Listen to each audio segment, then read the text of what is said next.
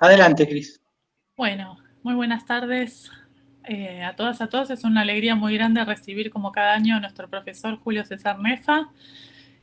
No sé si Jorge, si vos querés presentarlo más formalmente. De hecho, nuestro profesor no necesita justamente presentación, pero bueno, sabemos que es una eminencia, un especialista como pocos en políticas laborales, en condiciones también de CIMAT, condiciones medioambientales de trabajo, no solo en la Argentina, sino también en América Latina.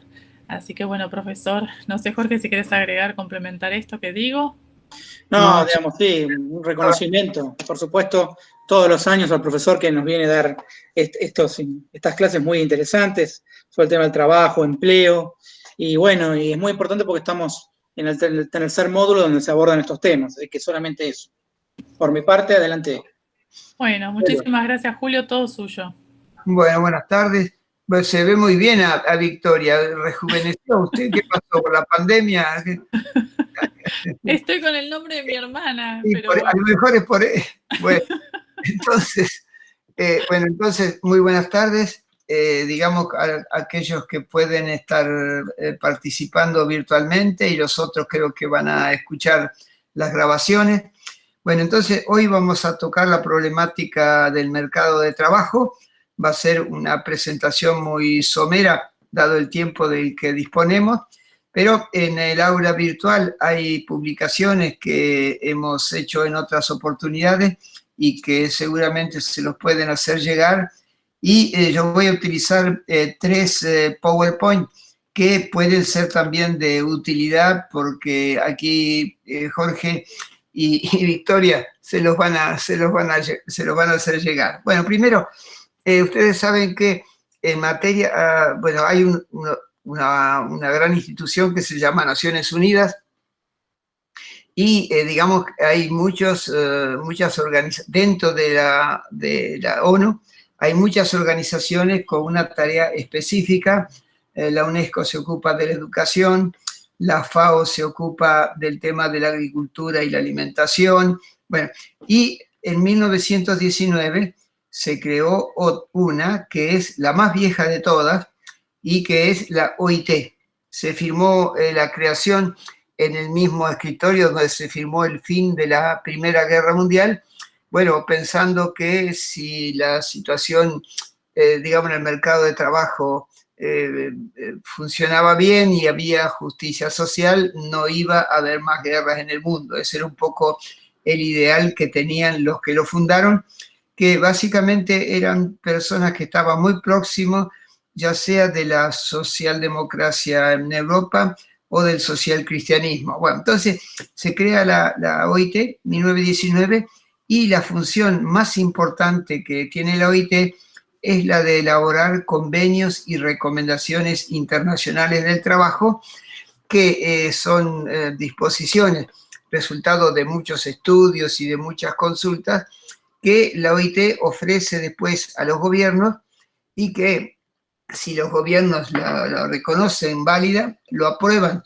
mediante leyes y a partir de ese momento la obligación que tienen los estados es el de adecuar su legislación a este convenio internacional del trabajo que acababan de ratificar. Bueno, el convenio número 1 es el de la jornada máxima legal del trabajo, que es de 8 horas diarias y 48 semanales. Eso fue el resultado de muchas luchas, digamos, de los trabajadores en el siglo XIX, y esa búsqueda de las 8 horas de trabajo es lo que justificó la creación de la Segunda Internacional Sindical y que desde 1889 se decidiera que el primero de mayo se iba a festejar con una huelga general pidiendo que los gobiernos adoptaran las normas sobre las 8 horas de trabajo. Bueno, ¿cómo elabora la OIT esas normas para ver lo que tiene que ver con nuestra disciplina? Bueno, digamos, normalmente en el Congreso, digamos que le llaman ellos la Conferencia Internacional, que se reúne en el mes de junio en Ginebra, y donde el poder, digamos, decisional dentro de la OIT está repartido de la siguiente manera. El 50% de los representantes que votan son los representantes de los gobiernos, un 25% representan a los empresarios y otro 25% a los sindicalistas, los representantes de las centrales sindicales. Y ellos elaboran, digamos, estas normas, se discute, y cuando en una de estas conferencias se ponen de acuerdo de que hay un tema importante, la OIT nombra una comisión, un comité de expertos, compuesto de esa misma manera, 50% de representantes del gobierno, normalmente el Ministerio de Trabajo, 25% de las centrales empresariales más representativas, en el caso de Argentina, la que tiene el poder, digamos, en la Unión Industrial Argentina, y en el caso de los sindicatos, en el caso argentino, es la CGT, aunque las dos CTA participan de otra manera, pero el poder de voto lo tiene la CGT. Entonces, cuando la crisis bueno, ustedes saben que el capitalismo periódicamente entra en crisis, como la que estamos soportando en la actualidad. Bueno, de hecho, lo que está soportando en la actualidad el mundo entero son 3 crisis al mismo tiempo. La crisis económica, digamos, un estancamiento económico en todos los países del mundo, con la excepción de China. Hay una crisis ecológica, de alguna manera, que es una de las causas por las cuales aparecen las pandemias y todos los insectos que de alguna manera van a perturbar la salud, y una crisis sanitaria. Bueno, entonces, en 1929 y 30, el capitalismo entró en una crisis muy fuerte, tal vez del siglo XIX o del siglo XX, fue la crisis más importante, es decir, 1929-30 caen básicamente las bolsas de valores de todo el mundo, caen las exportaciones, cae la producción y aparece obviamente en esos casos el desempleo.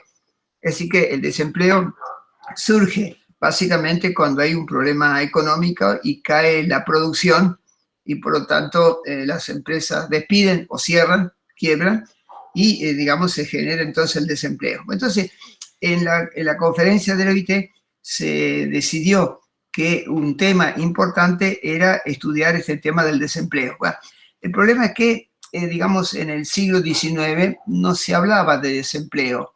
Ahí se hablaba de lo que ellos llamaban la cuestión social, es decir, la gran explotación que sufrían los trabajadores y que en aquella época no había legislación laboral y todavía no estaban permitidos los sindicatos. Entonces, se reúnen en Ginebra ese grupo de expertos de los países que en aquella época formaban parte de la OIT, que eran todos países desarrollados, no los subdesarrollados. Primero porque no tenían autonomía, porque eran colonias, y solamente entraron en la OIT después de la Segunda Guerra Mundial, cuando hay un problema de descolonización.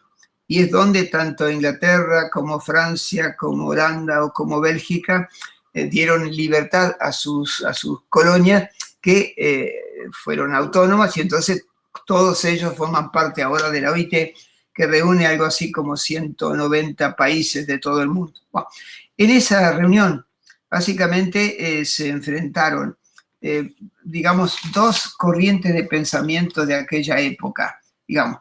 Eran, digamos, de los países desarrollados, y vamos a ver después que también otra característica es que eran todos varones.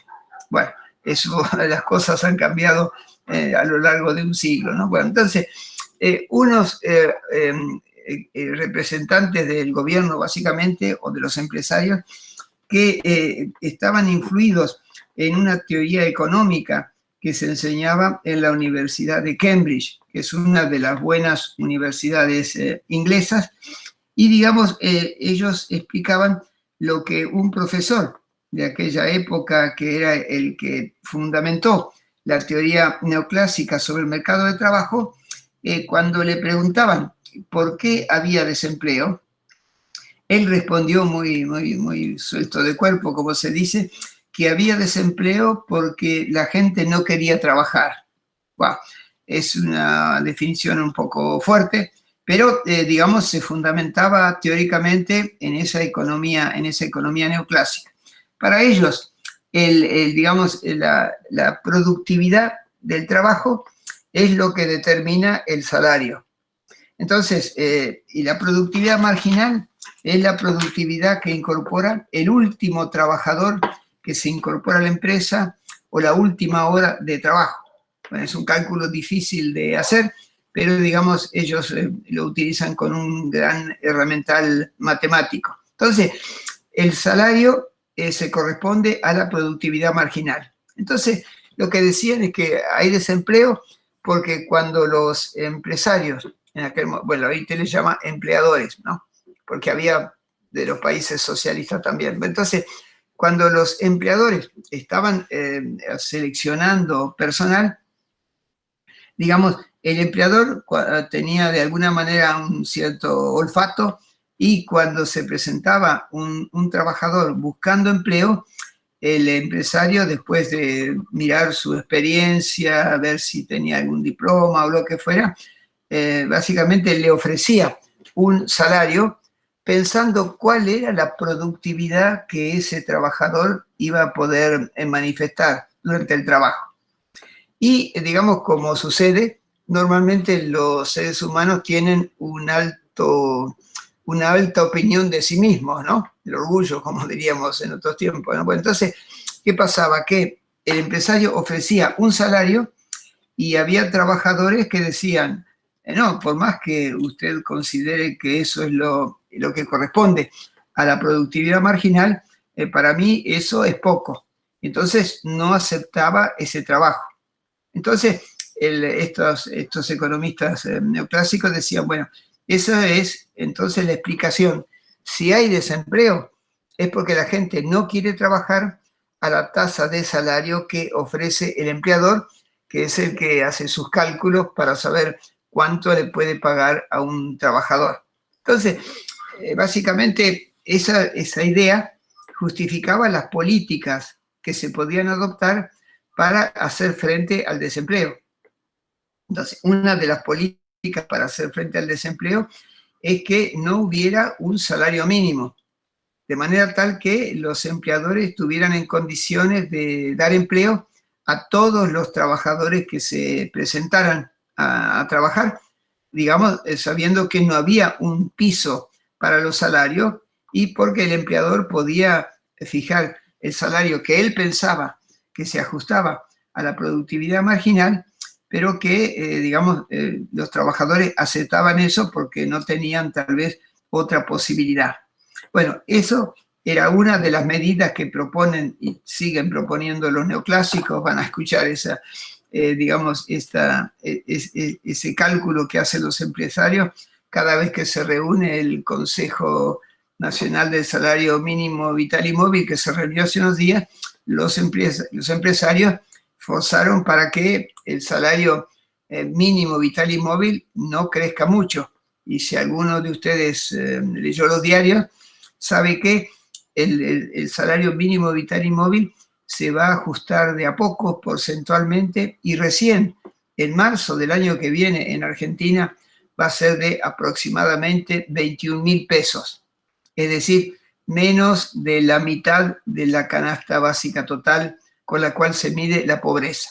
Bueno, ustedes se dan cuenta que ese pensamiento de esos economistas neoclásicos está todavía vigente en nuestro medio. Bueno, y la otra medida que decían los neoclásicos es que había costos laborales, no solamente un costo salarial para contratar, sino un costo laboral. Y por lo tanto, digamos, para emplear, los empresarios lo que pedían es que no hubiera lo que nosotros llamaríamos aquí en Argentina una ley de contrato de trabajo o la Ley Nacional de Empleo, es decir, que el empleador pudiera contratar de una manera muy fácil, sin hacer muchos trámites, y que una vez fijado el salario, cuando no lo necesitaba más, podía despedirlo, pero sin tener ninguna restricción. Es decir, que pudiera despedirlo sin preaviso y sin indemnización. Pues entonces lo que pedían los neoclásicos era que el salario no tuviera un piso para poder pagar salarios más bajos y que no hubiera una legislación del trabajo o que esa legislación fuera muy permisiva para facilitar los despidos. Bueno, esta teoría económica, digamos, es muy fuerte y es una teoría económica que tiene mucha vigencia básicamente en casi todos los países capitalistas del mundo, que son actualmente la mayoría. Frente a eso, había representantes de otra corriente de pensamiento y que hoy día nosotros la identificaríamos como la corriente de pensamiento keynesiana. Es decir, en esa misma universidad, digamos, el profesor Pigou era el que formulaba esa teoría económica que nosotros llamamos neoclásica. Bueno, Keynes había sido alumno de Pigou, pero un buen alumno siempre supera a sus profesores. Bueno, Keynes formuló una teoría diferente. Es decir, que mientras que la teoría neoclásica responsabiliza al trabajador del desempleo, de alguna manera, y es un problema individual, es decir, cada uno decide si acepta o no esa tasa de salario, como que si hay desempleo, es un problema individual, responsabilidad del trabajador que de alguna manera tiene la culpa si está desocupado. Bueno, Keynes decía que no, que cuando hay desempleo es porque hay una caída de la demanda efectiva. Bueno, Keynes es uno de los economistas que dio origen a la teoría macroeconómica. Y para Keynes, digamos, la demanda efectiva es la demanda para consumo y para inversión. Entonces, lo que decía Keynes es que cuando hay una crisis y cae la demanda para bienes de consumo, porque los salarios son bajos y la gente no tiene para comer, digamos, o si, digamos, salarios, digamos, los salarios bajos, y al mismo tiempo cuando cae la tasa de inversión. Entonces, el desempleo no es un problema individual, es la consecuencia de un problema de tipo macroeconómico. Entonces, si ustedes quisieran aplicar estas teorías actualmente en Argentina, bueno, la teoría neoclásica es la que, digamos, inspira a los que toman las decisiones en materia de salarios, básicamente, pero, digamos, según la política keynesiana, si hay tanto desempleo, y vamos a ver que ahora hay trabajadores desalentados, no solamente desocupados, sino desalentados, es porque cayó la producción. Este año el Producto Bruto Interno va a caer un poquito más de 10% respecto del año 2019. Y el 2019 ya era un año donde había una recesión de 3 o 4 puntos. Y también en el 2018, de modo que el Producto Bruto Interno en Argentina este año va a caer un 10% aproximadamente, y si lo miramos en los últimos 3 o 4 años, por lo menos 15 o hasta 16% del Producto Bruto Interno cayó. Entonces, si cae el Producto Bruto, cae la oferta de productos. Bueno, ¿por qué cae la oferta de productos? Y porque cae la demanda. Es decir, que los salarios, como dijimos hace un rato, son tan bajos que la capacidad de compra que tienen los trabajadores es muy baja y por lo tanto demandan pocos productos, y los empresarios, si no tienen asegurada la venta, no van a producir para dejarlo en stock durante mucho tiempo.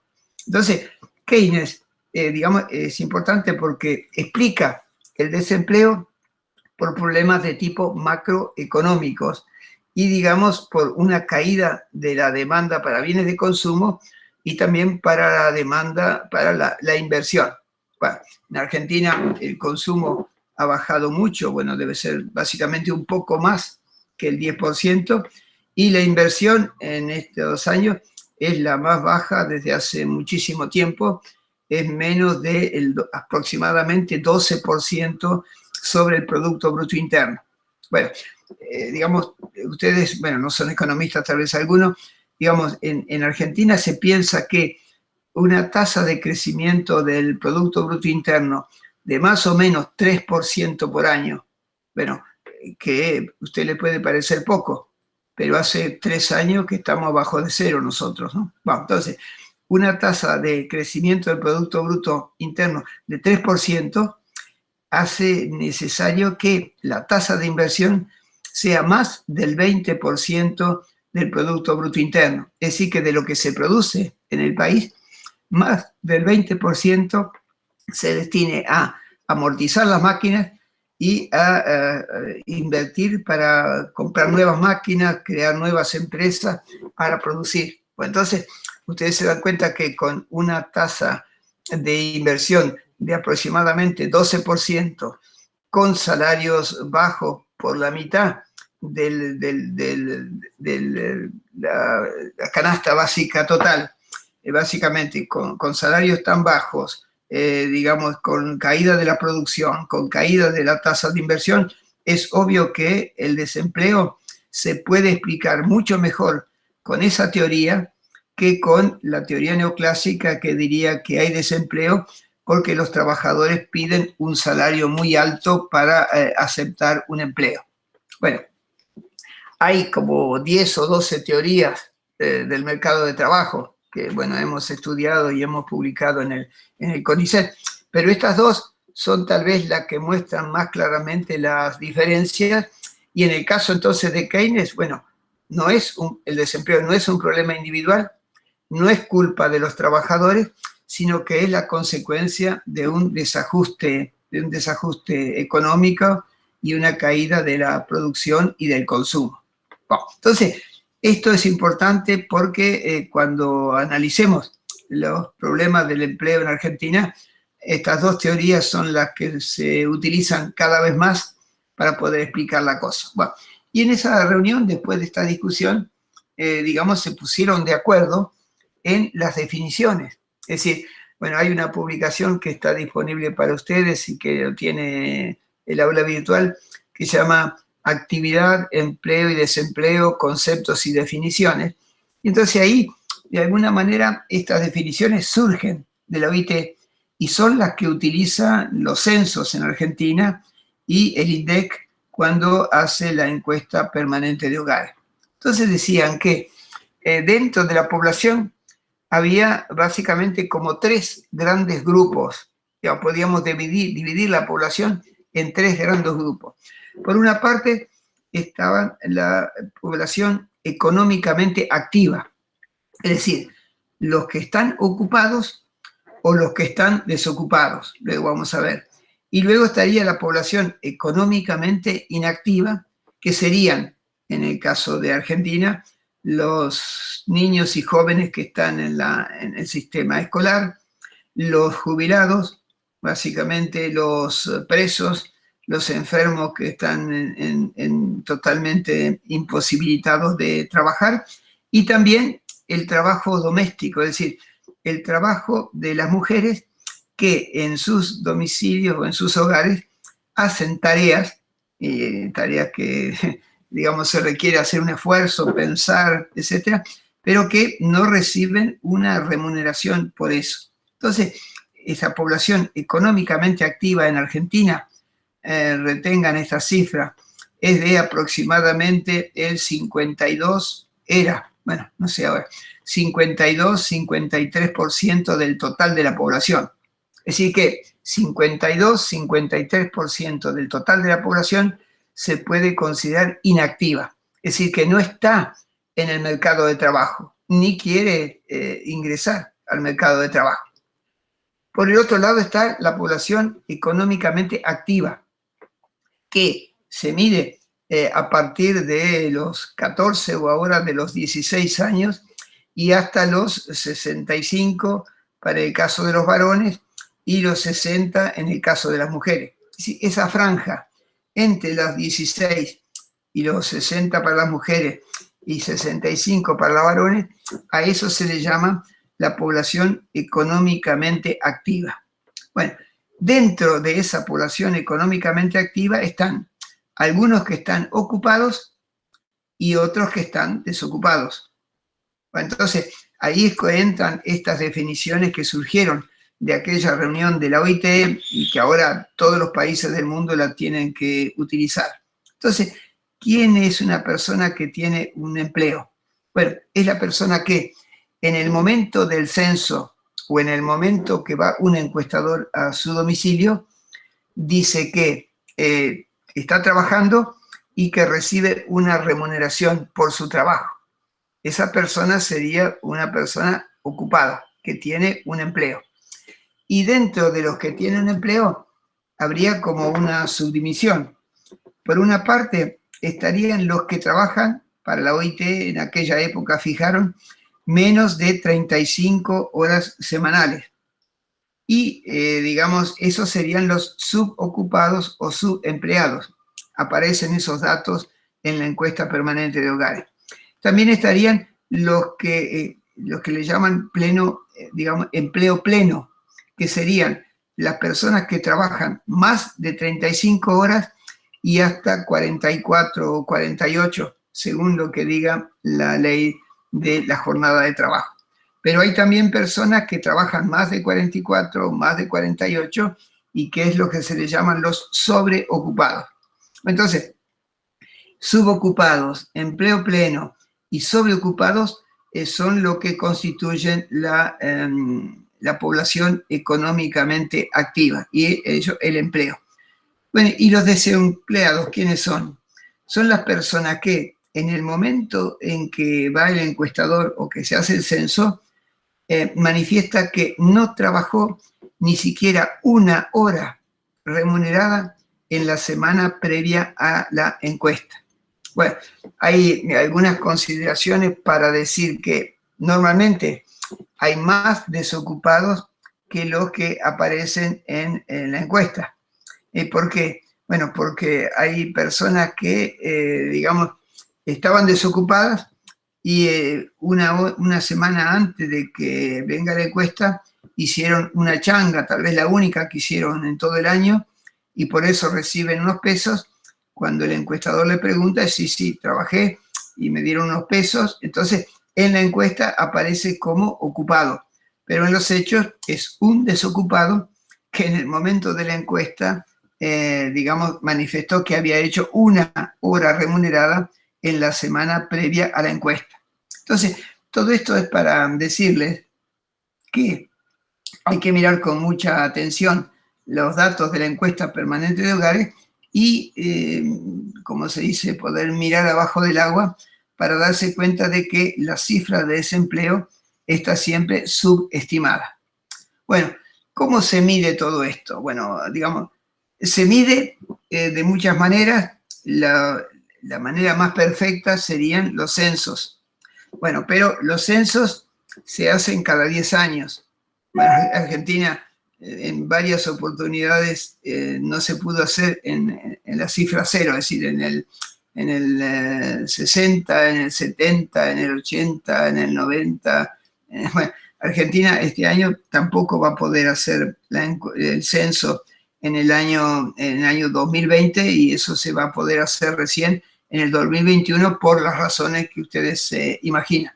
Bueno, pero el problema es que los censos se hacen cada 10 años y por lo tanto hay que esperar mucho tiempo para ver los datos de los censos, pues se tarda en procesar, pero entre un censo y otro pasan muchas cosas.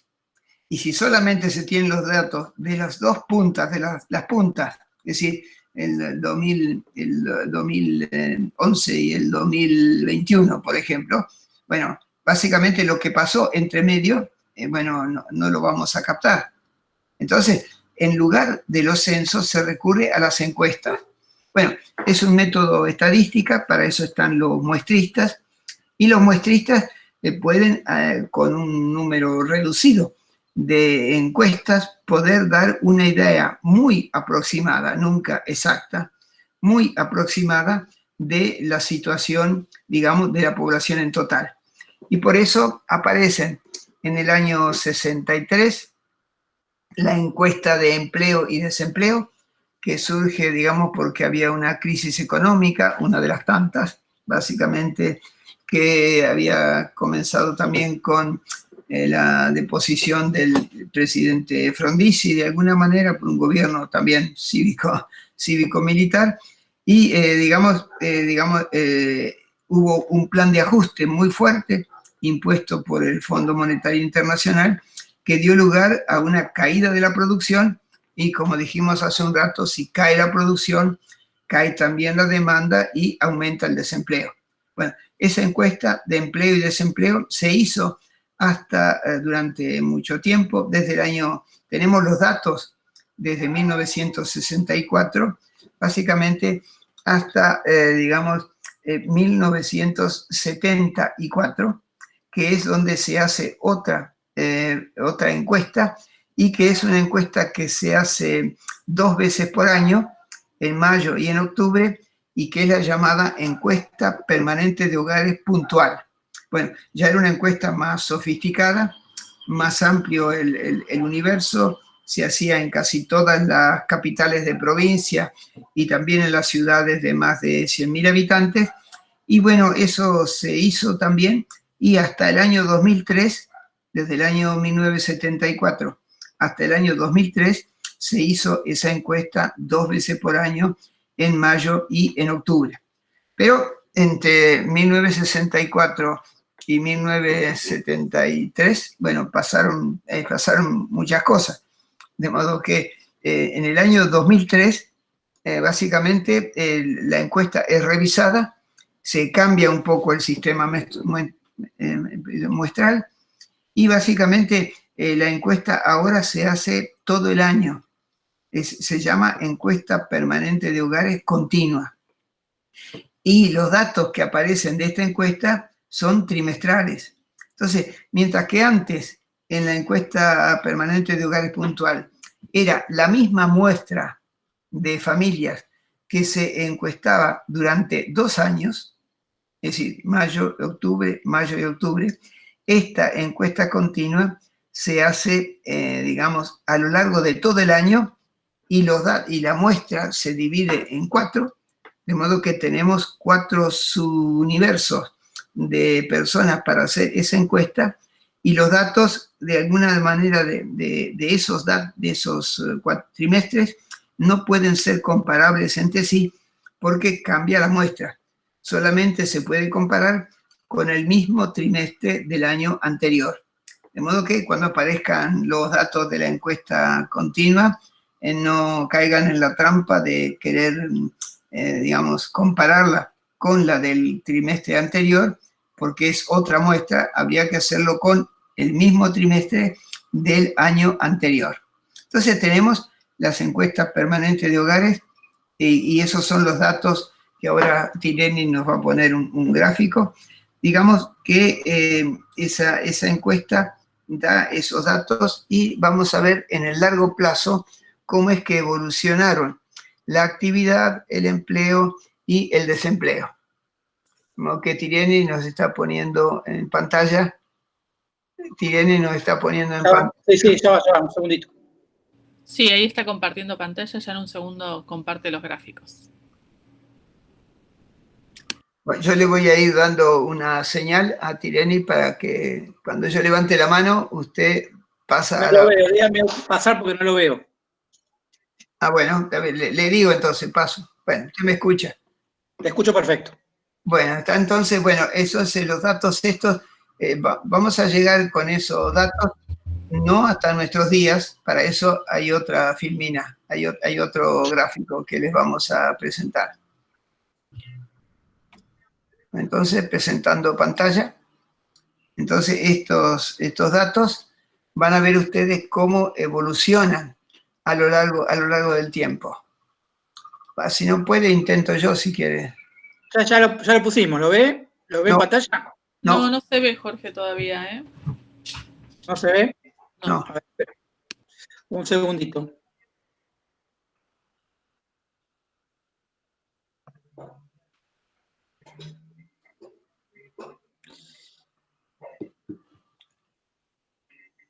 Ah, no, me dice que hubo un error. A ver, espera un segundito que... Ahora va a ver, se va a poder ver, a ver.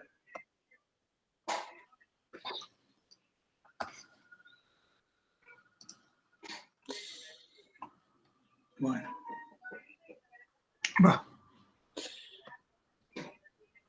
¿No? Bueno, ese gráfico lo que va a mostrar... ¿Lo ve ahí? Jorge tiene... Sí, ahora sí, ahora sí.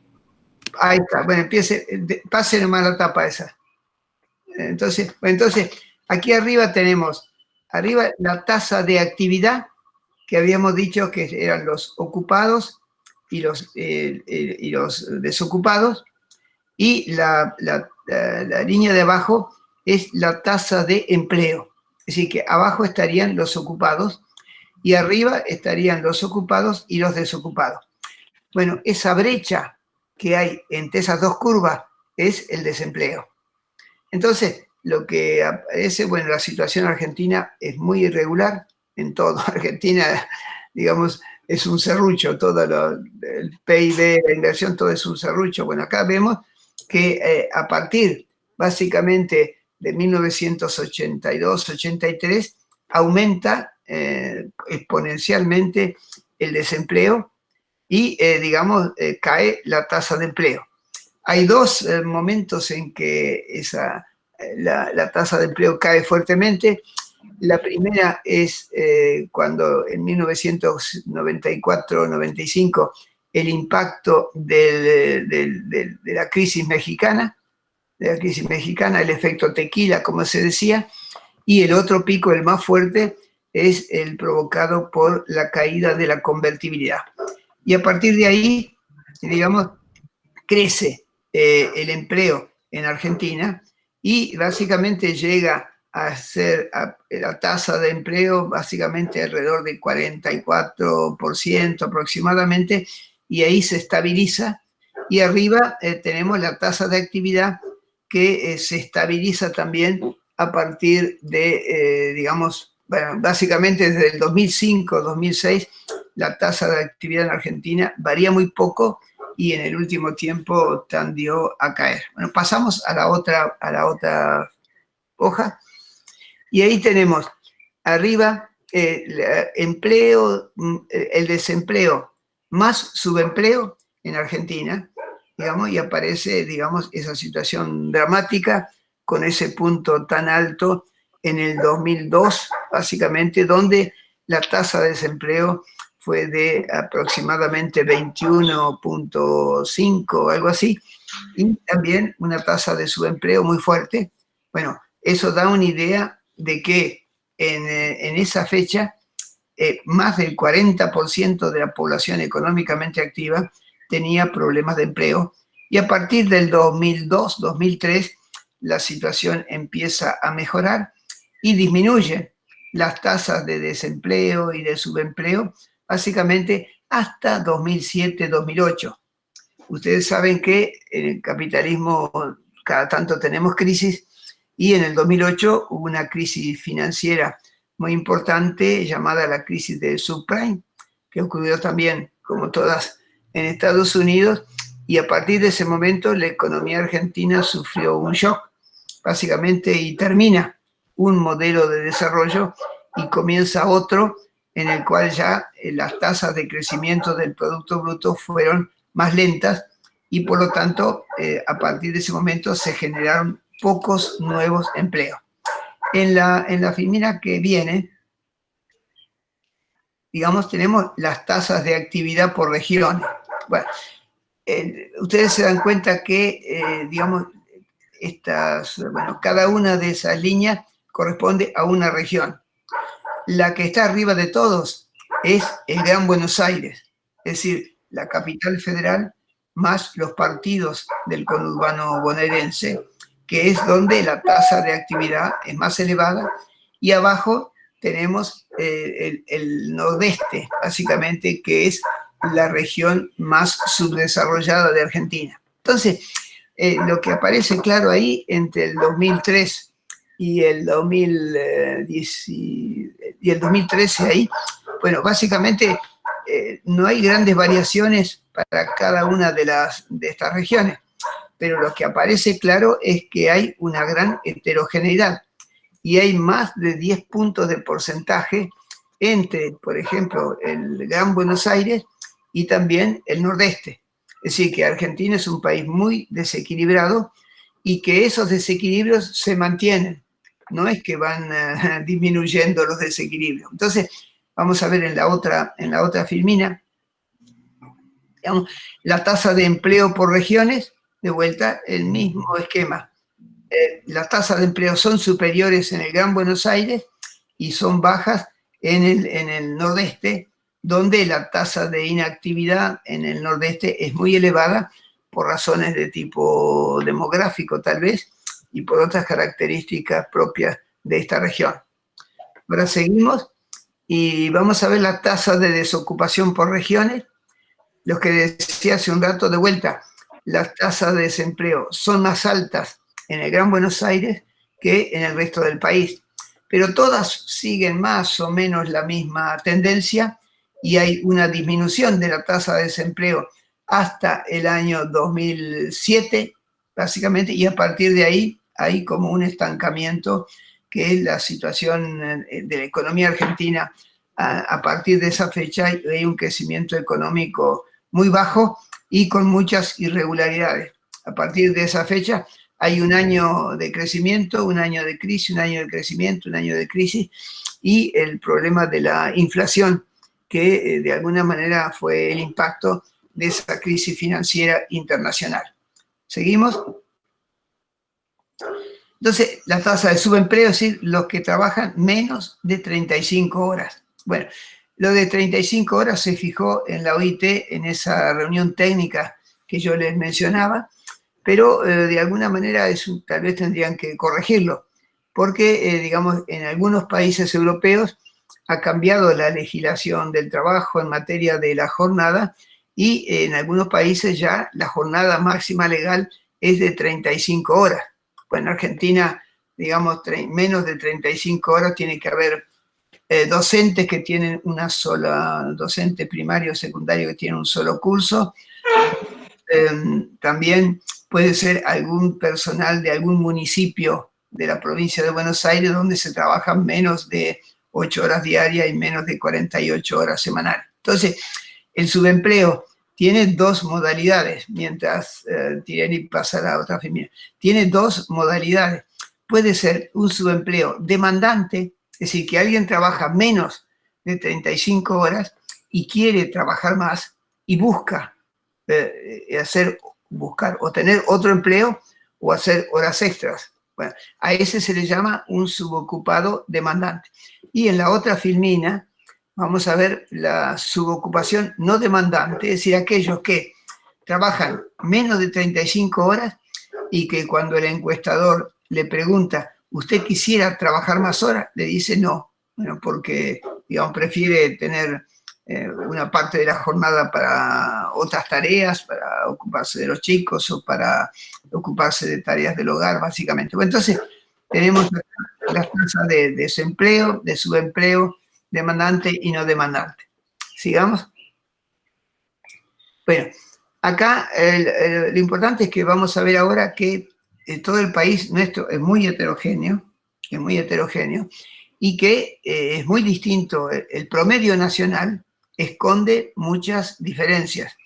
Y bueno, en el Gran Buenos Aires, básicamente, es donde la diferencia entre la tasa de actividad y la tasa de empleo es más elevada. Y vamos a seguir ahora con esta pantalla. Y vemos ahí que en el Gran Buenos Aires los problemas de empleo y de desempleo son más fuertes que en el promedio nacional. Es decir, que en el Gran Buenos Aires siempre los problemas de empleo y de desempleo, como ahora de pobreza o de indigencia, son más fuertes en el Gran Buenos Aires que en el promedio del país. Pero si seguimos, se van a dar cuenta ustedes que, digamos, la ciudad de Buenos Aires es otro mundo. Bueno, es como si fuera un país europeo, como si fuera Bélgica, básicamente. Fíjense que la diferencia entre las tasas de actividad y empleo son más bajas que en el conjunto. Es decir, que por eso es más fácil conseguir empleo en Buenos Aires que en un lugar de una provincia subdesarrollada del interior del país. Y ahora, digamos, en la ciudad de Buenos Aires, entonces, los problemas son menos graves. Y digamos, acá tenemos las tasas también. Fíjense que antes, esa primera curva arriba, antes llegaba arriba del 40%, y acá desempleo más subempleo es apenas un poquito más del 30%. Es para decir que la ciudad de Buenos Aires es una región, digamos, más desarrollada que el resto, y por lo tanto los problemas de empleo son menos graves. ¿Sigamos? Bueno, aquí ven ustedes que en los partidos del conurbano ya las dos líneas están más distantes. Es decir que, obviamente, en los partidos del conurbano el desempleo es más fuerte que en la capital federal, y que la tasa de empleo es también más baja que en la capital federal. De modo que nuestro país es muy heterogéneo, e incluso en lo que llamamos el Gran Buenos Aires agrupa dos realidades muy diferentes: la capital y los partidos del conurbano. ¿Sigamos? Bueno, sigamos, es más o menos lo mismo que acabamos de ver, es decir que ahí se dan cuenta que la línea superior llega hasta el 45%, es decir, los desocupados más subocupados en los partidos del conurbano llegan al 45%. 40% es a nivel nacional y 30% en Capital Federal. Eso es para decir que los problemas son muy diferentes. ¿Sigamos? Bueno, en la provincia de Buenos Aires la situación es diferente, pero digamos, no es la provincia de Buenos Aires, porque los datos que están ahí son de las ciudades de Buenos Aires, de la provincia, donde se hace la encuesta. Es decir, que no es un promedio, porque tal vez yo olvidé decir que la encuesta solamente se hace en las ciudades capitales y en las ciudades grandes, pero en los pueblos y en el sector rural el mercado de trabajo puede ser muy diferente. ¿Sigamos entonces? Bueno, entonces, de vuelta en la provincia de Buenos Aires, digamos, las líneas siguen más o menos la misma tendencia que a nivel nacional, pero los órdenes de magnitud son diferentes. ¿Sigamos? Bueno, acá viene, digamos, una distinción. Es decir, que, digamos, podemos distinguir según la edad y según el sexo. Es decir, que dentro de la población económicamente activa hay estas diferencias. Arriba, esa línea es la tasa de actividad de los varones, que muestra que de alguna manera, partiendo del 57% aproximadamente, sube un poquito, baja, pero que hasta el 2013-2014 sigue, digamos, no hay grandes variaciones. La línea del medio es el promedio, y abajo, fíjense ustedes que es la tasa de actividad de las mujeres. Bueno, ¿qué diferencia hay? Bueno, muy grande. Es decir, que la tasa de actividad de las mujeres en un periodo de aproximadamente medio siglo se multiplicó por 2, mientras que la tasa de actividad de los varones no creció prácticamente nada en el transcurso de un siglo. Bueno, ¿qué quiere decir? Que la población económicamente activa se está feminizando. Bueno, ¿por qué? Bueno, primero, digamos, el acceso a la educación superior, básicamente. Hay menos mujeres analfabetas que varones. También, digamos, a medida que las mujeres van teniendo una formación profesional, quieren salir del hogar de alguna manera para valorizar su conocimiento y buscan un trabajo fuera, y eso de alguna manera tiene un impacto directo sobre la dimensión de la familia. Es decir, que en los años 70 una familia en Argentina promedio tenía más de 2 o 3 hijos. Bueno, en la actualidad eso creo que es menos de 2 hijos por familia. Bueno, entonces eso hace que las mujeres tienen menos obligaciones familiares, que siempre las mujeres concentran las tareas de tipo doméstico y de cuidado, los varones no las toman en cuenta, y por lo tanto las mujeres participan cada vez más en el mercado de trabajo y no es como antes que las chicas se casaban, empezaban a trabajar y cuando tenían el primer hijo abandonaban el empleo y solamente volvían cuando los chicos estaban terminando la escuela primaria, por ejemplo. En la actualidad, muy pocas mujeres dejan de trabajar cuando tienen los chicos. De modo que eso hace que la tasa de actividad de las mujeres es muy elevada. ¿Sigamos? Bueno, hay otra, la tasa de empleo, de vuelta, en el caso de los varones, la línea verde arriba, hay esa caída en el año 2001-2002, después se recupera un poco, pero al final no llega al 55%, que era el punto de partida, mientras que las mujeres parten de un poco más, casi el 25%, y llegan hasta el 40%, de modo que la tasa de empleo en el Gran Buenos Aires, las mujeres siguen creciendo y básicamente es un crecimiento que no se estancó, de modo que progresivamente la distancia entre el empleo de varones y mujeres se va a ir reduciendo. Siga nomás. Bueno, la participación, el desempleo. Bueno, como ustedes se dan cuenta, hay una pequeña diferencia entre varones y mujeres.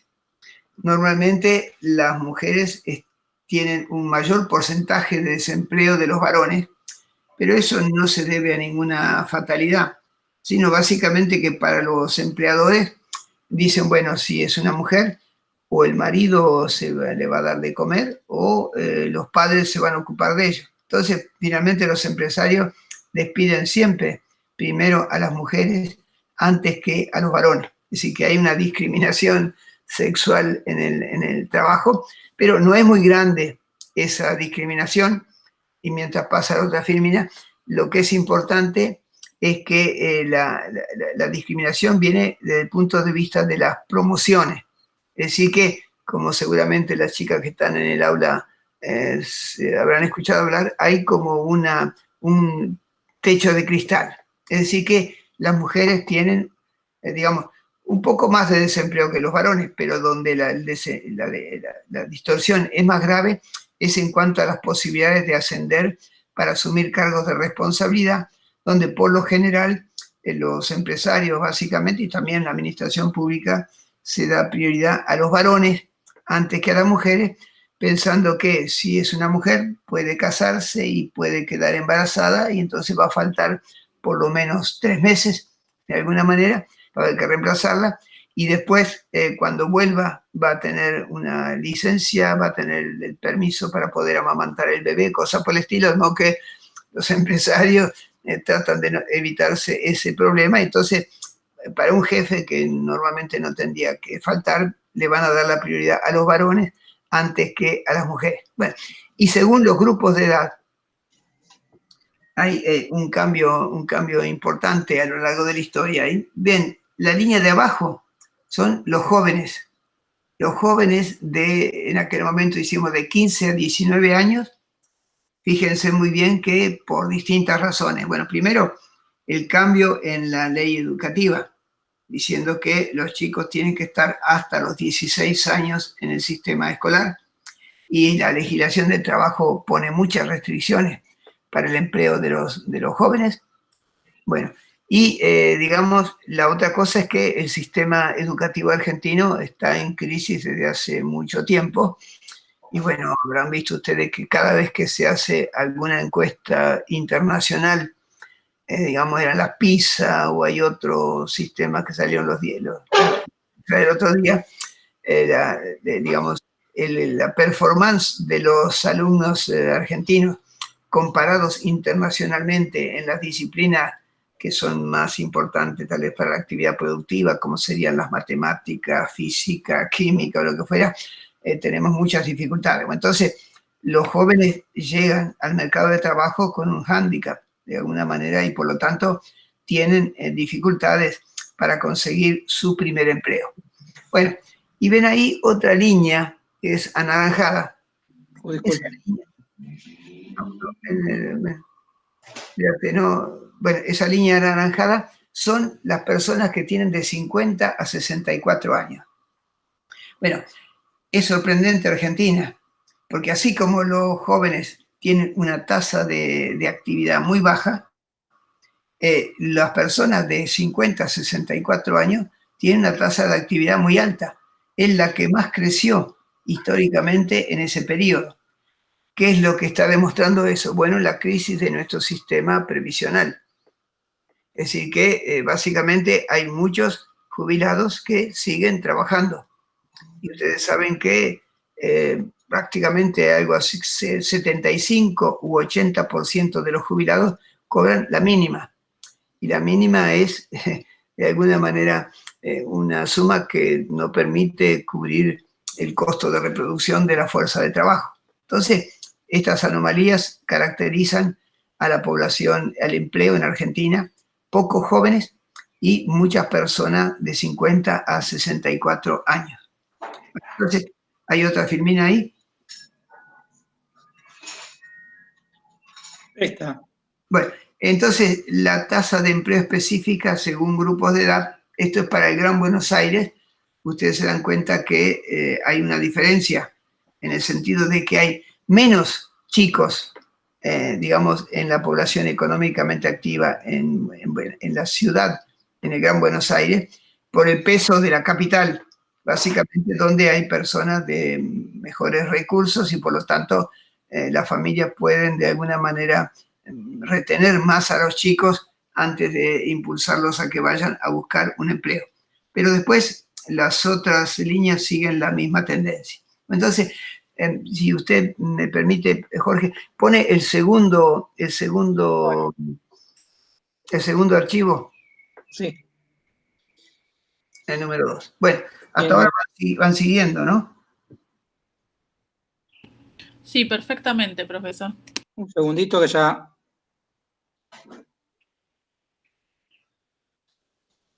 A ver. Ese no es un power, es simplemente una... Sí, ahí está. Bueno, entonces, ahí lo que yo hice fue actualizar esa información para que ustedes tengan una visión de largo plazo, una visión de largo plazo del mercado de trabajo. Bueno, ¿ahí se ve? Sí. Bueno, entonces, esto vamos a pasar rápido. Acá yo le decía un poco que Argentina, todos los datos macroeconómicos son como un serrucho. Eso que aparece ahí es el Producto Bruto Interno de Argentina. Es decir, que no es una línea recta.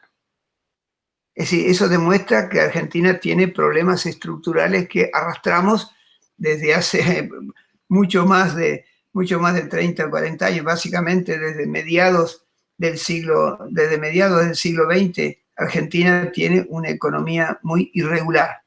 Y bueno, cada vez que ustedes ven que hay un punto que baja, digamos, bueno, muchos de esos años el PIB cae más de 5% anual. Bueno, entonces, aun cuando no crezca la economía, eso no genera empleo. Y cuando la economía cae 4 o 5 puntos, eso genera desempleo. De modo que es una de las causas por las cuales en Argentina hay tanto desempleo, porque tenemos un problema estructural de crecimiento que arrastramos desde hace medio siglo por lo menos. Sigan más.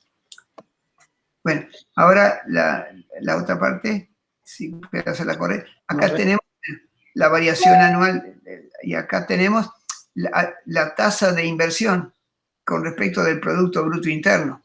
Decía que, fíjense ustedes que en los años 80, en Argentina, la tasa de inversión era del 25%, que es lo que permitía que en aquella época la economía argentina creciera 2 o 3% por año. Pero a partir de ahí, básicamente yo diría que es desde el golpe militar del 76, la Argentina entró en una situación de crisis que no se recuperó nunca más.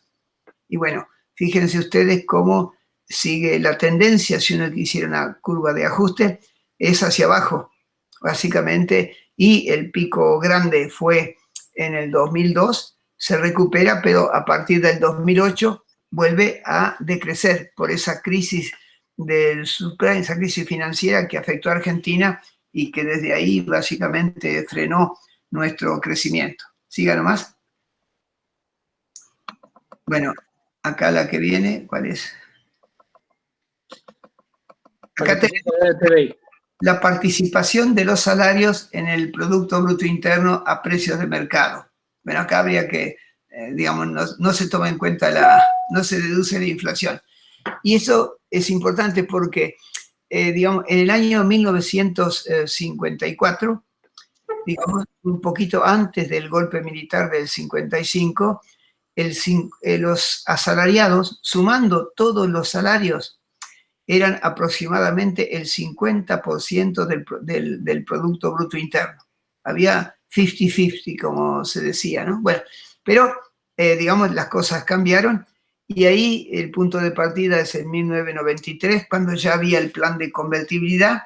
Bueno, sigue cayendo la participación de los asalariados, se recupera desde el año 2003-2004 y básicamente va disminuyendo su velocidad a partir de esa crisis y a partir del 2013 cae de vuelta esa participación de los asalariados en el ingreso. Es decir que eso significa que si hay pobreza no se recupera y que, bueno, todos sabemos que nuestros salarios reales básicamente no han dejado de caer y tampoco el monto de las jubilaciones. Sigan más, no me acuerdo qué es lo que hay después. Y si termina podemos... Entonces acá tenemos los puestos de trabajo que se han ido creando. Es decir que, como consecuencia de la crisis, la tasa de crecimiento del empleo es muy baja y por lo tanto no se absorbe el desempleo. Y ahí tienen, de alguna manera, 4 sectores que digamos que es una buena radiografía. Bueno, primero, abajo de todo, tienen el sector privado no registrado, son los puntos que hay ahí. Bueno, en la actualidad, el trabajo no registrado es de más del 35% de los asalariados. Es decir que entre los que están asalariados en Argentina, el 35% no está registrado. Es decir que el empresario o el gobierno no hace el aporte al sistema de seguridad social y esa persona no tiene una hoja de pago, un recibo de sueldo. Y quien no tiene un recibo de sueldo no va a poder pedir un crédito, no va a poder alquilar una casa, no va a poder ser garante para otra persona que quiera alquilar una casa o comprar algo. Bueno, entonces eso va creciendo y en nuestros días creo que creció mucho también. Bueno, tenemos la segunda línea, serían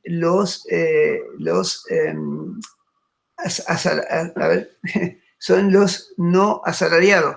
Bueno, en el capitalismo argentino lo que está pasando es que, digamos, los que tienen un contrato de duración por tiempo indeterminado y están en blanco, crece muy poco o están estancados desde hace casi una década.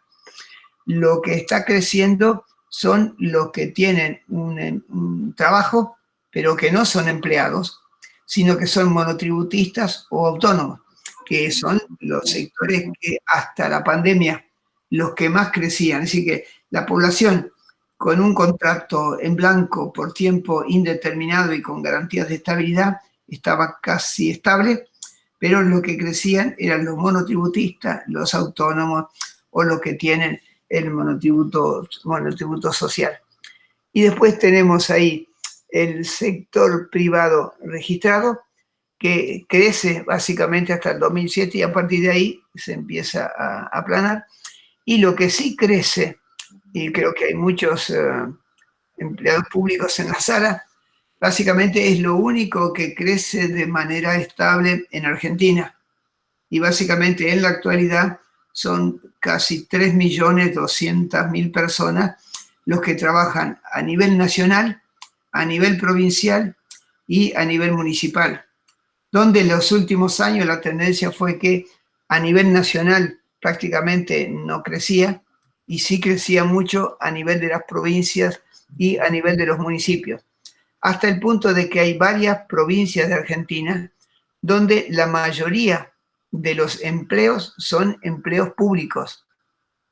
Acá, algunas provincias como las provincias de la Patagonia, o Formosa, Chaco, Salta, Jujuy, la mayor parte de los que tienen un empleo es un empleo público que por lo general, si están en blanco, tienen estabilidad, pero donde los salarios son generalmente más bajos que en el sector privado.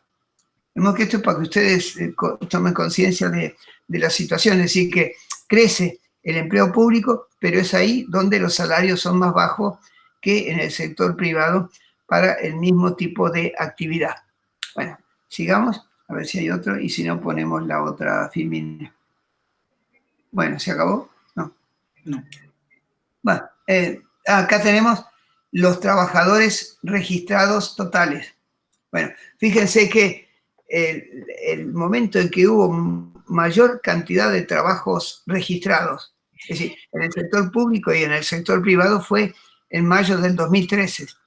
Y a partir de ahí hay una tendencia, se puede hacer una curva de ajuste, bajando, básicamente tocando. Y fíjense cómo termina esto como consecuencia de la pandemia. Es una caída abrupta, fenomenal, de básicamente casi el 200% cae con respecto a la situación previa a la pandemia. Es decir que lo que estábamos diciendo hace un rato, que Argentina tiene una crisis estructural que no se arregló nunca y que por lo tanto el empleo va disminuyendo en la calidad, van cayendo los salarios reales. Ponga si puede la otra Filmina. Bueno. Aquí me ha dicho Thierry y también... Vamos a la tercera. Sí. Vamos a terminar a las 8, quédense tranquilos. Bien.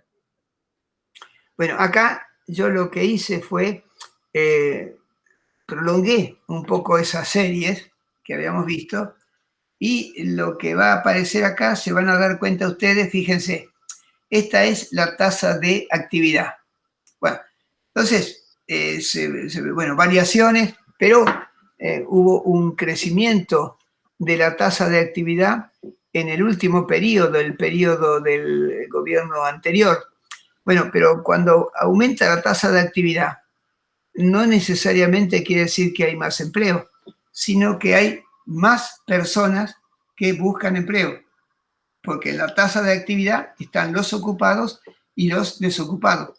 Pero de cualquier manera, la tasa de actividad quedó básicamente por abajo del 48%, lo que yo le decía hace un rato, es decir, que de esa suma para arriba hasta el 100 sería la tasa de inactividad. Pase a la otra filmina. Entonces, ahora vamos a ver la tasa de empleo. O de vuelta, el empleo creció mucho desde el 2003 hasta el 2007, básicamente, hasta la crisis, y a partir de ahí, en paralelo con la crisis económica y con el estancamiento, la tasa de empleo no sube, básicamente está en 42, 43%, básicamente, y van a ver ustedes que con la pandemia descendió de una manera fenomenal. Así que en la actualidad, más o menos el 42% de la población económicamente activa tiene un empleo antes de la pandemia. Vamos a ver después. Siga además. Bueno, aquí vamos a tener la tasa de desempleo. Si la tasa de desempleo bajó fuertemente desde el 2003 hasta el 2007, 2008, y a partir de ahí se mantiene más o menos estable y en algún momento crece un poquito, básicamente. Bueno, entonces ustedes se dan cuenta que no hemos logrado reducir la tasa de empleo sustancialmente por abajo del 10%, que es una suma considerable. Sigamos. Esta otra pandemia, esta otra que viene, es la tasa de subempleo. Y bueno, ahí de vuelta la tendencia es más o menos similar. Lo que aparece claro es que de vuelta, durante el último gobierno, hubo personas que, digamos, la situación económica se había deteriorado, de modo que había personas que buscaban, aunque sea hacer una changa, algunas horas. Y cuando venía el encuestador y le preguntaba cuántas horas trabajaba, decían que trabajaban menos de 35 horas. Y bastaba con que trabajara 2 o 3 horas en la semana previa a la encuesta para que ese trabajador fuera declarado subocupado, cuando en muchos casos era un verdadero desocupado, que solamente una parte del año tenía trabajo. ¿Siga nomás? Bueno, acá tenemos básicamente la tasa de no registro. ¿Sí? Los trabajadores no registrados están en negro, como se dice. Bueno, entonces, en el 2003 era el 50% de la población estaba en negro.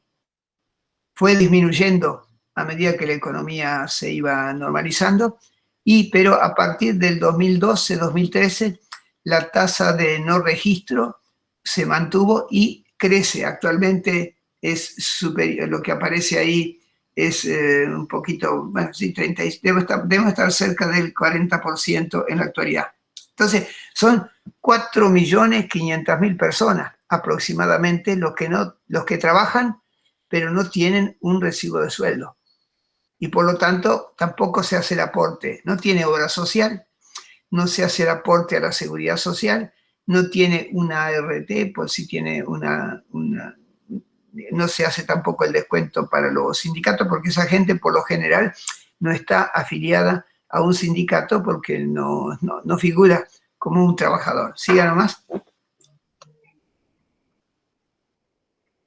Bueno, aquí tenemos la tasa de salarización, es decir, cuántos trabajadores dentro de los que tienen un empleo están asalariados.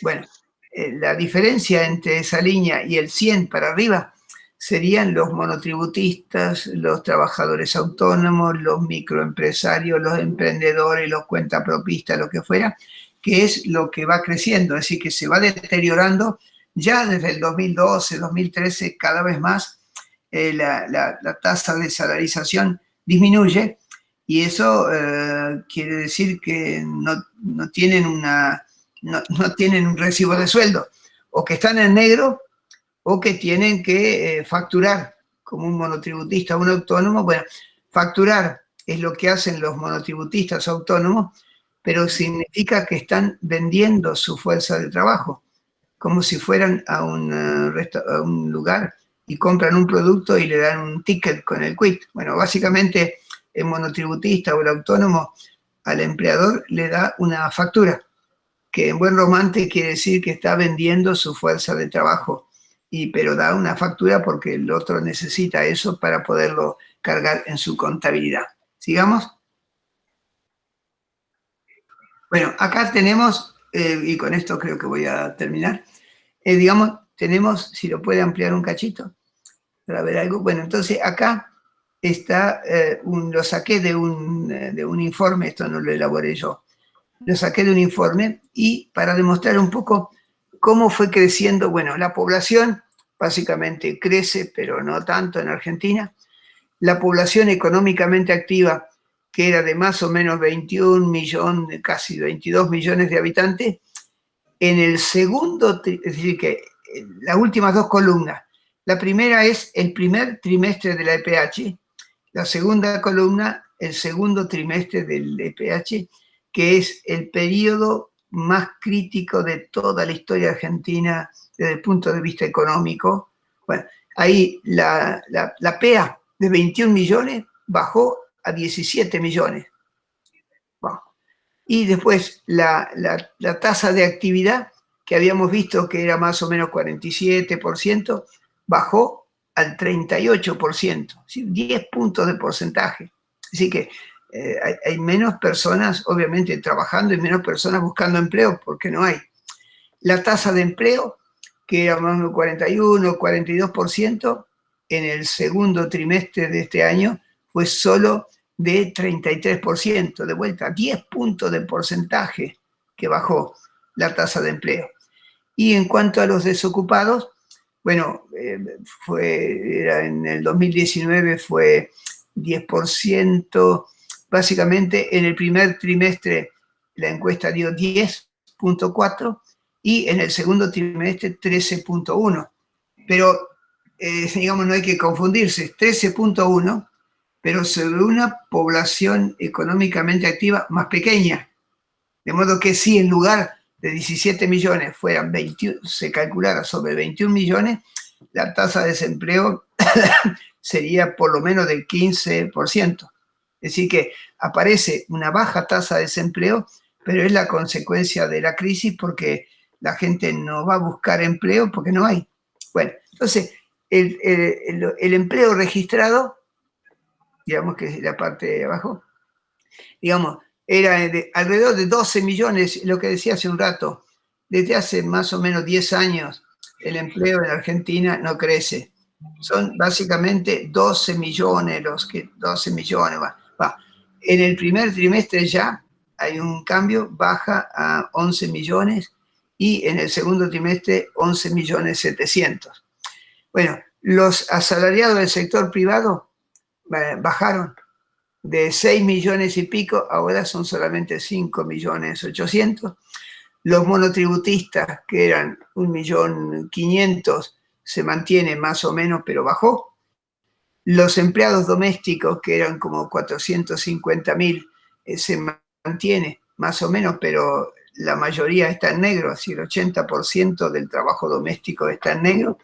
Los trabajadores autónomos disminuyen, porque bueno, como no tienen trabajo, tampoco facturan, y por lo tanto la AFIP no los toma en cuenta en una base de datos que se llama SIPA, Sistema Integrado Previsional Argentino, que los interesados pueden mirar por internet. Y el sector público es lo que decía hace un rato, que es el único sector donde está creciendo el empleo, y en la actualidad son 3.200.000 aproximadamente. Y el otro sector que se mantiene, pero es el resultado de una política social, básicamente, son los monotributos sociales, que, digamos, reúne a los afiliados o miembros de las 3 o 4 grandes movimientos sociales, de alguna manera, y eso se mantiene, pero básicamente reciben no un salario, sino una ayuda que no se considera propiamente un salario. Entonces, el empleo en negro, digamos, sería la diferencia entre los ocupados y los que tienen un empleo formal. Bueno, yo le había dicho que 4 millones y medio, bueno, este cálculo es mayor, pero básicamente también cayó. Es decir que en este momento, y con eso termino, en la estructura del mercado de trabajo argentino, la pandemia cambió todos los datos. Es decir, que cayó la actividad económica, bueno, y en el segundo trimestre la actividad económica cayó casi 20%. 20%, imagínense ustedes. Bueno, obviamente que eso hizo que hubiera desempleo, pero el desempleo se calcula sobre la población económicamente activa, y esa disminuyó, porque ahora el porcentaje más grande dentro de la PEA, dentro de la población, es la población económicamente inactiva, es decir, los que no trabajan y que no buscan trabajo. Y ahí hay muchos que son trabajadores desalentados, es decir, que quedaron desocupados, y cuando va el encuestador le dice: ¿usted está desocupado? Sí. ¿Usted quisiera trabajar? Y sí. ¿Usted busca un empleo? Y la persona dice: no, si no hay. Bueno, entonces, ese sector de la población argentina, la población económicamente inactiva, está compuesta en buena medida por trabajadores desalentados. Esto de alguna manera es para que tengamos conciencia de los problemas que tiene estructuralmente Argentina, porque los problemas vienen de hace por lo menos 30 o 40 años y no se recuperaron, y este golpe de la pandemia es muy fuerte, pero en la actualidad, digamos, lo que quisiera decir es que ¿por qué no hay más desempleo o subempleo? Bueno, primero, porque el gobierno sacó una ley que suspendió el despido. Está prohibido despedir, pero eso es los que están en blanco. Los que están en negro lo pueden despedir sin decir aguabá. También hay una suspensión. Hay mucha gente que tiene una suspensión acordada con los sindicatos y está sin trabajar, pero cobrando el 75% del último salario. Y después, la otra cosa que ha hecho el gobierno son los ATP, con el cual el gobierno, de una manera inédita, está pagando una parte del salario que tendrían que pagar los empleadores como condición para que no despidan. Bueno, entonces, digamos, con esto termino. Es un pantallazo, de alguna manera, de la situación del mercado de trabajo que les puede ayudar cuando aparezcan los datos de la encuesta o se converse sobre este tema. Bueno, entonces, que espero haberle dado una idea global de la situación del mercado de trabajo, y yo diría que la situación va a ser aún más grave, básicamente, en lo que resta del año y comienzo del año que viene, a partir del momento en que deje de tener vigencia esa ley que impide los despidos y que no se va a dar ese apoyo ATP, de modo que las empresas que no puedan funcionar o van a cerrar o van a despedir. De modo que es una situación realmente dramática, que, bueno, los problemas eran estructurales, venían de hace mucho tiempo, se agravaron durante el periodo de Macri, pero, digamos, apenas cambie el gobierno, quedamos impactados por esta crisis sanitaria. Bueno, quedo a disposición de ustedes si hay alguna pregunta o algún comentario. Muchísimas gracias, profesor. La verdad que, como siempre, clarísimo, con muchos datos muy certeros, que nos permite hacer una trayectoria del estado de situación y cómo llegamos a la actualidad, doblemente desafiante respecto, como usted bien decía recién, en el contexto de pandemia. Bueno, acá los compañeros dicen muy, muy excelente presentación, muchas gracias, profesor, muy interesante, muchas gracias, excelente presentación, saludos y agradecimientos al profesor Nefa desde San Juan, nuestra alumna Margarita, Santiago. Bueno, la verdad es que muy importante poder profundizar en cada uno de los aspectos que usted nos trae a la reflexión, así que efectivamente las políticas laborales tienen una parte estructural, ¿no?, donde se van repitiendo algunas cuestiones como tendencias y ahora agravadas sobre todo por la crisis económica, la crisis social y también la pandemia. Así que, bueno, Jorge, ¿alguna pregunta que quieras vincular respecto a nuestros temas de investigación, más vinculados a lo social en este sentido? Una última pregunta que mandaron por el chat de una compañera que pregunta: profesor, teniendo en cuenta el diagnóstico que hizo, ¿cuáles son las proyecciones para el año 2021 en términos de desempleo, subempleo, teniendo en cuenta lo previsto en el presupuesto? Bueno, yo pienso que estos 3 meses que quedan hasta fin de año van a ser muy duros,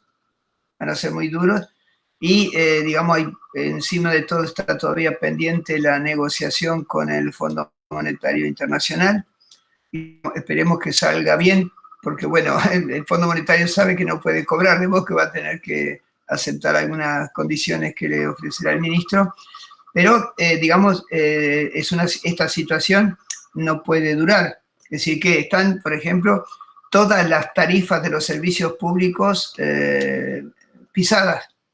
Bueno, entonces, eso quiere decir que los de electricidad, agua, gas o lo que fuera, están, digamos, con sus presupuestos muy ajustados y no están invirtiendo. No están invirtiendo porque ni siquiera apenas se pueden pagar los sueldos, digamos. Bueno, entonces no están invirtiendo. Entonces, ¿qué va a pasar en el verano? No nos asustemos si hay cortes de luz. No nos asustemos si hay cortes de luz, porque no se invirtió. ¿Entienden? Es un problema, de modo que en la primera parte del año que viene va a ser muy dura, y todos confiamos en que a partir de un cierto momento vamos a tocar piso y la economía va a volver a comenzar a crecer, pero desde abajo de cero. Digamos, algunos dicen que va a ser una B corta, otros dicen que va a ser como una raíz cuadrada, es decir, que bajó mucho, sube un poquito y se va a mantener un tiempo de alguna manera con un bajo crecimiento, y otros que dicen que, digamos, va a haber una caída abrupta. Bueno, ya pasó la caída abrupta, y que se va a mantener esa situación durante mucho tiempo. De modo que, digamos, todo hace prever que va a ser un año difícil. Yo pienso que se va a crecer el año que viene 4 o 5% del producto, pero venimos de -10, del 2020 y de -4 más de los años del periodo de Macri.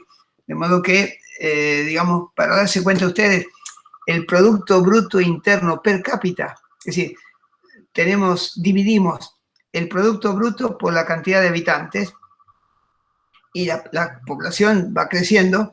En este momento estamos en un Producto Bruto Interno similar al del año 1974. No sé si entiende, si perdimos medio siglo. ¿Qué deja de ganar? Perdimos medio siglo. Está claro, bueno. Y eso normalmente no hay mucha conciencia, porque no hay mucha conciencia. Digamos, no hay un acuerdo, digamos, entre los actores sociales que están peleándose por chirolas de alguna manera y no hay un acuerdo para poder poner en marcha un plan nacional de desarrollo, de alguna manera. Entonces, la pandemia está, y cómo hacer frente a la pandemia con las políticas sociales atrae la atención de toda la gente que está en el gobierno, pero en algún momento habrá que pensar cómo resolver los problemas estructurales de Argentina. No solamente que el año que viene crecemos 3 o 4% y el otro año caemos, como esto del serrucho, un poco de la historia argentina. De modo que esos son temas sobre los cuales hay que tomar conciencia y, digamos, el mercado de trabajo refleja básicamente esa situación de una manera muy cruda, porque al lado del empleo está la problemática de los salarios y de la participación en el ingreso, y bueno, la pobreza está aumentando. Digamos, no sé cuál es el cálculo que se hace sobre la pobreza, pero ya era más de 40% de la Argentina eran pobres, y no sería difícil que hacia fin de año estemos más bien cerca del 50%. Si tenemos 35% que está en negro, casi más de 40% que son pobres, y hay casi 10% que son indigentes. Bueno, ese es Argentina, de modo que a mí me llama mucho la atención la falta de conciencia, digamos, de los que gobiernan básicamente y de la oposición también, y que, digamos, no se toma conciencia de que es un problema estructural y que para resolverlo se precisa una década de crecimiento, más o menos, para salir a flote.